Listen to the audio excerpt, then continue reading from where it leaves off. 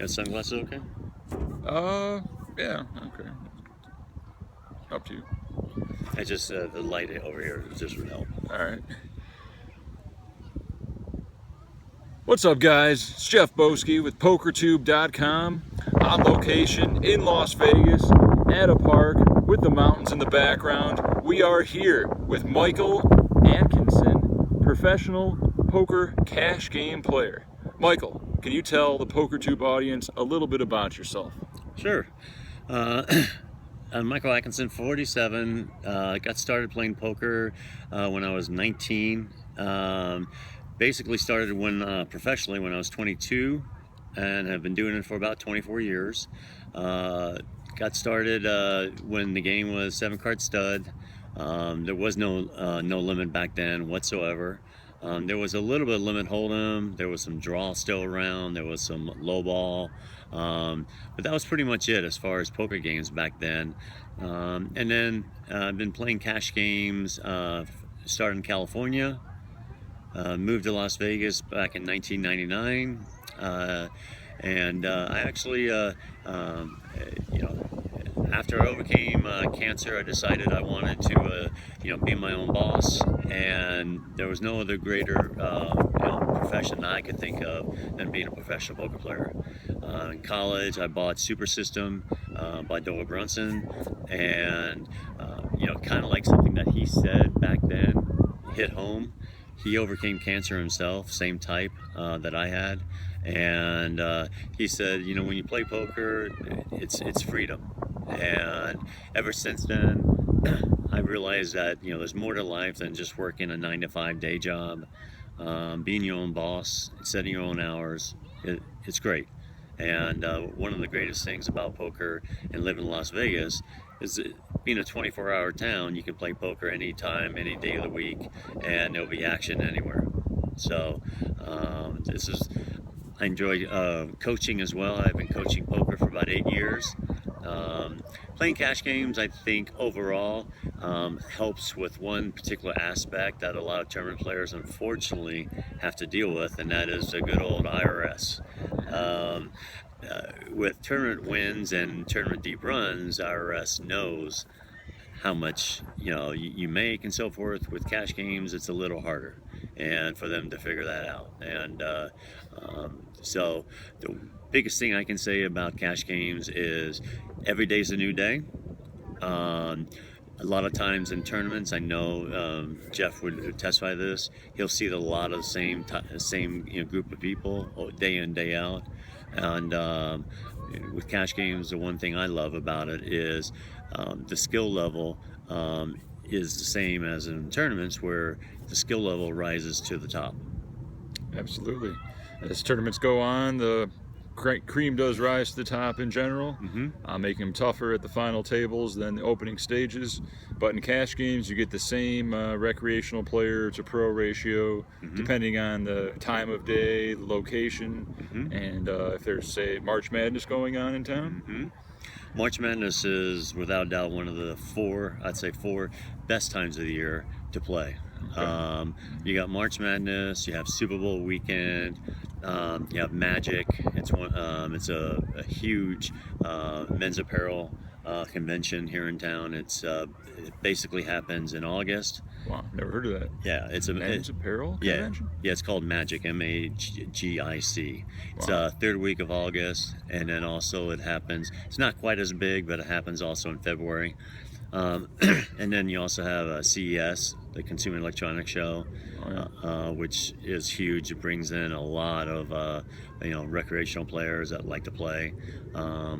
And poker is just a terrific social gathering of people. And that's one of the biggest things that I love about the game, is that you get to meet and talk with people that you would never ever get to meet in your normal everyday life. I agree. All walks of life, male, female, every ethnicity you can imagine, different occupations. What percentage of people in your cash games would you say are pros like you versus recreationals? I would say currently we're looking at about 15 to 20% of the players are professionals, or at least semi-pros, where let's say they're playing 30 hours at the tables, and let's say they have a part-time job just to try to help out and cushion the variances. But I would say that of the recreational players, a lot of them have gotten a lot better in the last like 3 to 4 years. The learning curve is lessening. Yes, for sure. A lot of them have hired coaches, like myself, and they basically know that for them to be able to compete with the best at the table, they need to pick up their game and not make the same mistakes over and over again. Gotcha. What's your favorite casino to play at? Favorite casino right now, I would say, is the Wynn Casino. 10 years ago, I actually helped to start the Venetian Casino Poker Room. I was actually a prop for them for the first 4 months of the casino opening the room. Kathy Raymond was a phenomenal boss. She was a good friend of mine. I've known her over 20 years. And she really helped me out in a lot of different ways. And she's a terrific person. Unfortunately, she retired and no longer works at the Venetian. What entails being a prop player in a casino? Prop player basically gets paid so much money each shift that they work, and that's more or less their wage for the amount of time that they play. They play anywhere from 6 to 8 hours, and they are told that they have to play certain types of games. In my case, I had to play at least 2-5 no limit or bigger, and I would have to play at least 8-16 limit or higher, which they had 8-16 and 10-20 going at the same time. So I would play in the shorter games, shorter handed games, but I could choose. If I had a choice, they would say, okay, you can either play this 2-5 no limit game, or I could play this 8-16 limit game. Okay. So is it true? So it's more to start games, and then when they fill up, you have to leave the game? That is correct. Yes. Okay. So you're there to generate action. Yes. Keep kind of as a host of the game. In essence, you're friendly with the players. Correct. Okay. So it seems like a win-win for you and the casino. Yes, very much so, because the more games they can keep open, the more profitable the room can be. Absolutely. More games, more recreationals, more rake. Yes. I feel that. You say you've been doing coaching for 8 years now? Yes, I have. Can you tell us a little bit more about that? How do you become a student? How do you what's in your training? Yes, I basically do one-on-one coaching. I believe that each person's different in their skill level. I don't do group lessons just because it'd be too difficult to to teach multiple people, because each person's skill level is different. You could have, let's say, a beginner, an intermediate, and a more advanced student in the same group, and the more advanced person might get bored with some of the stuff that I'm talking to try to help the beginning player. So I do one-on-one coaching, and it's a step-by-step process. I go over a lot of different and very important techniques to become a successful player in the game of poker. We go over basically scouting games, what types of things you should be looking for. I go over all sorts of mathematics of the game. Math is a key component to poker. Absolutely. And if you don't know the math of the game, you've already lost, I'd say, at least half the battle. You really have. And I go over verbal, physical tells, what sort of things you should be looking for in a game, what sort of things. And then there's a term called in poker called the meta game. Mm-hmm. If someone takes a bad beat and quote unquote is on tilt, he is going to play differently than he normally does. So you have to recognize when this happens and play accordingly. You might want to play a hand that, let's say, you may not want to play in position against this guy because the reward would be quite great with him being on tilt. And you have to look for people that are on tilt, and you have to look deep within yourself for when you may be on tilt. Correct. Possibly step away from the table. Correct. Play somewhere else, or just call it a day. I always tell my students the game is always going to be there. If you find, and I always say there's 3 reasons why you should leave a game. Game has changed, so where it's not a good game anymore. You're either tired or you're not playing your A game. Any one of those 3 reasons, I would honestly, seriously look at the game and say, you know what, it's time to either go somewhere else and play a different game or go home for the night.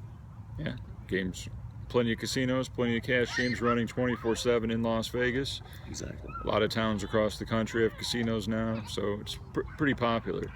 Are you currently still taking on new students? I am taking on new students.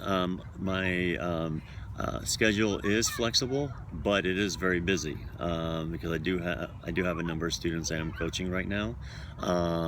And basically, if you do want to get in touch with me for some personal coaching, my Gmail is fstsrvc@gmail.com. FST. srvc@gmail.com. Fast service.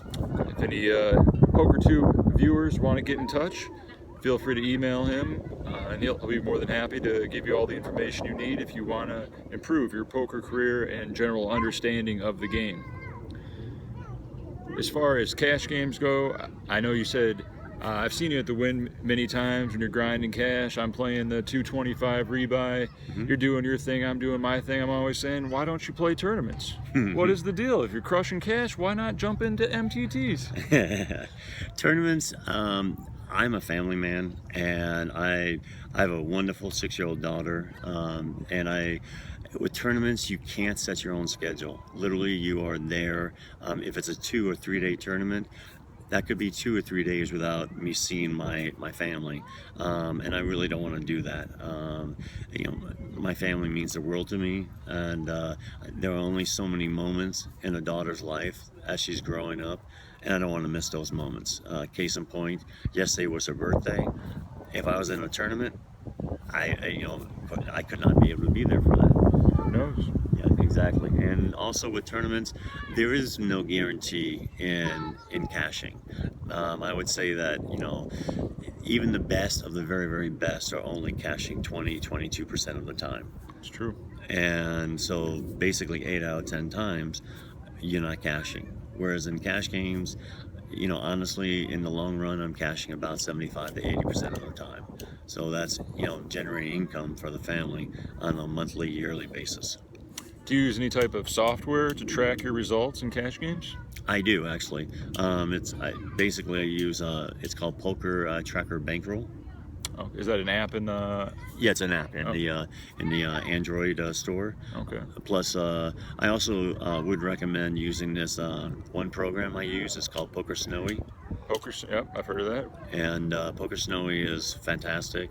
It actually helps you in, with hand analysis, with developing ranges of opponents, just with a lot of different aspects that poker players need to do in order to advance their poker knowledge. Isn't that a bot type program where Poker Snowy was originally a robot that you could play against and try to improve your game? Yes, it is an artificial intelligence program. Okay. And Dan Jungleman Gates backs it and recommends it. Wow. PokerSnowy.com? Yes. Free trial, and then you have to pay for additional usage, I'm guessing? Free 10-day trial. And they wonderful program. It's a little complicated, so I would definitely recommend looking at the tutorial as far as how to use it. Okay. Will make it easier for you to use quicker. Okay. We're not endorsed by Poker Snowy, just giving you some info out there, some things that may help your game.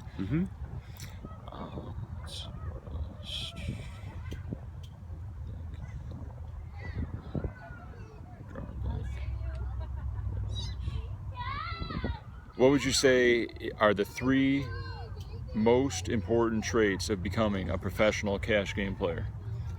Number 1, discipline, without a doubt. Too many players get impatient, too many players get frustrated, too many players just don't stick to the plan of what their ultimate goal there is, and that is to make money, plain and simple. And if you're playing in a bad game, get up, go to another game. The worst thing you can ever do as a cash game player is to come down hard on a guy that's giving you a bad beat. You never, ever, ever want to poke the fish, ever. And that is number 2, I'd say, probably the biggest thing I see. And then what happens is that the fish tightens up and starts playing better. Yeah. And the last thing that I would say is to be a really, really good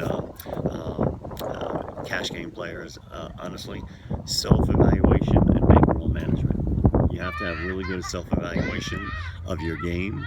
If you need to work on it, studying away from the table, I would recommend for every hour of play that you play, I would recommend 2 hours of studying.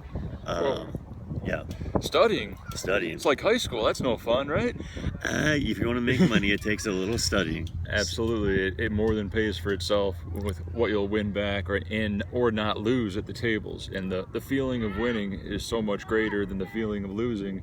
Correct. Emotionally and financially. The hours put into studying will pay for themselves. And bankroll management, also one other key last concept I just want to mention is if you know you're on a downswing, I don't care who you are, we all go through them. Yeah. And if you know you're on a downswing, dropping down a level, you should never look at that as being a bad thing. You should never say to yourself, you know what, I'm better than this, I don't need to drop down a level. No, if you're experiencing variance and you're just going through some bad lucks and where the cards are just going against you constantly, drop down a level so you minimize your losses for the next couple months. And then once things turn around, if you want to move back up and your bankroll's back to where you can afford it, then do that. And generally, when you drop down in stakes, you're going to be playing against weaker competition. So it'll be easier to win and build your confidence back and get that momentum when you go back to 2-5 or 5-10. Correct. Exactly. And just realize, not the easiest of games always is at the highest levels.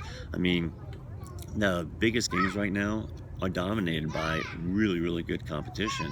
And I'm noticing something right now is that a lot of your higher stakes players, they're dropping down level because they know the competition is easier down there. Wow. And it's still no limit. I don't care what stakes you're playing. If it's 1, 3, 2, 5, 5, 10, 10, 20, no limit. It's still no limit. So if a guy has $1,000, like I was playing in this game the other night, in a 2-5 game where a guy had $4,000 in front of him. Wow. That's not typical. But it's still no limit. And so if you had like $2,000 in front of you, you could win $2,000 from that player. One hand. Exactly. One big hand. Exactly. But I definitely think that too many players, they, especially the younger generation, they always want to, try to win it as quickly as possible, and they don't realize that if you start taking losses, it's okay to drop back down. There's nothing wrong with that. Yeah. Swallow your pride. Don't have a big ego. Don't chase losses. Don't martingale the system and play higher when you're on tilt to try to win back what you lost. Stay out of the pits. Stick to no limit. Get coaching. Educate yourself. Apply it at the tables.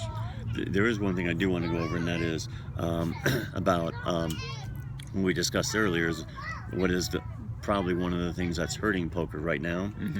And I firmly believe that players today that use, like their phones, they are listening to music or watching movies at the table. If you don't interact socially at the poker table, you're going to continue to kill the game. And if you want recreational players to come on out and play, you got to make it fun for them, interact with them. It doesn't mean you have to do it the whole time, but do it for 15-20 minutes when you first sit down. Let's say you get on you listen to music for an hour, then do it again for 15-20 minutes after that. Make it fun. Make them feel welcome. Exactly. They're essentially your customers. Exactly. They're there to pay you, so if they're going to inevitably lose their money, at least let the experience be somewhat enjoyable to them, so they'll come back again. I've heard many times from recreational players, I don't like to play poker as much as I used to because I play in games all the time where players aren't interacting. So yeah, ask them about what they do for a living, talk about their job, talk about sports, fishing, women. Make it interesting for them. Don't talk about odds and optimal ranges and lines to take at the table. Right. They're there to splash around, have a couple drinks, make them feel comfortable. And who knows, you might learn something from them. Yeah. They might mention something that you didn't know about and you wouldn't have known about unless you talked with them. Yep.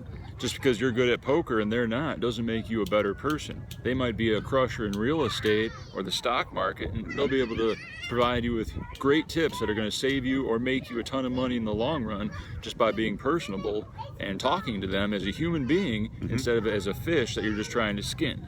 Exactly. And that's what poker is. Poker is a social interchanging of views, of exchanges And it's an environment where it's supposed to be fun. I have found the best games in the world are when people are interacting with each other, people are drinking, people having fun. Then they don't care if they lose, $3, $5, $7, $1,000, $2,000 in the game, because they're still having fun. Yeah, it's the cost of doing business. If you go to the pits and you play blackjack and the dealer's just staring at you and berating you every hand, are you going to want to continue to lose a blackjack?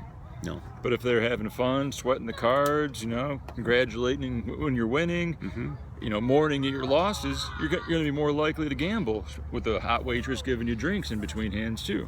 Correct. And that's the one thing that I firmly recognize in poker, is that this is a social environment activity where people, as Doyle once said, people come to the poker table to have fun.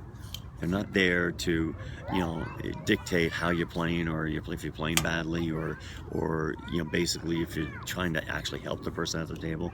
They ultimately want to go there for the experience. So when people come to Vegas, they want to come for a good time, interact, and hopefully more or less learn something about the game. Absolutely. Let's make poker fun again. Let's enjoy our occupation. Keep the economy booming in the poker sector. We don't want 9 pros on a 10-handed table. The rake will only win in that case. So let's just keep it positive and be sociable at the table. That's a great message to send to all the PokerTube viewers out there. Great. It was a pleasure talking to you, Michael. Thanks, Jeff. Thanks again. My pleasure.